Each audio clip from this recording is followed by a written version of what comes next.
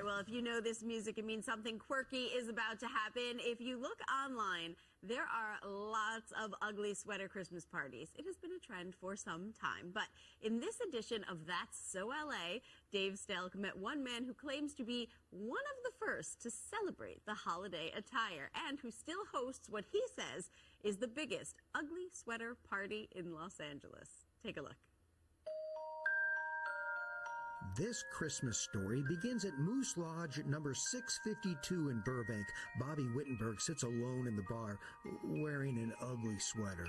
Says you. Yeah, well, but if this sweater fits. Says you, dude. You got joy, the holly, or is that the mistletoe? 16 years ago, Bobby was all alone for Christmas, except for 3 of his East Coast film school buddies who together moved out to sunny LA to find their way in the sometimes cold entertainment business. In a town where a lot of people think it's not easy to make friends or everyone's out for themselves, LA didn't feel like the Christmas we were used to.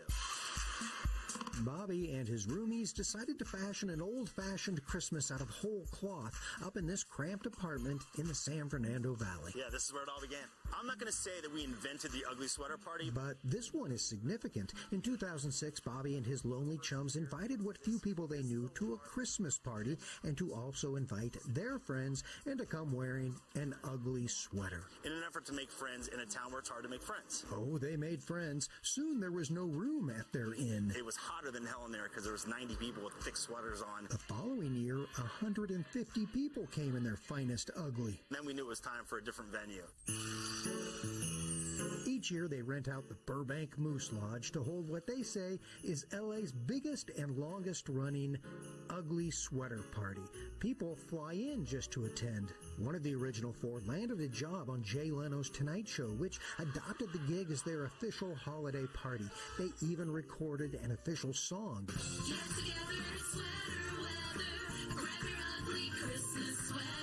Now, each of those 4 roommates have, by any measure, made it. They all have successful careers, family, lots of friends, and, of course, sweaters. Classic nutcracker. It's ugly sweater time. Meanwhile, back at the Moose Lodge, loneliness around the holidays is just a memory for Bobby, who, along with the original 4, are gearing up for their 17th ugly Christmas sweater party, which has also become a successful toy drive. And to think it all began in a cramped 2-bedroom apartment where 4 lonely people sought comfort and joy. I'm very nostalgic looking at this place because it was the beginning of a lot of our friendships and our lives in Los Angeles. Bobby says no matter how ugly things get, no one should be alone for the holidays.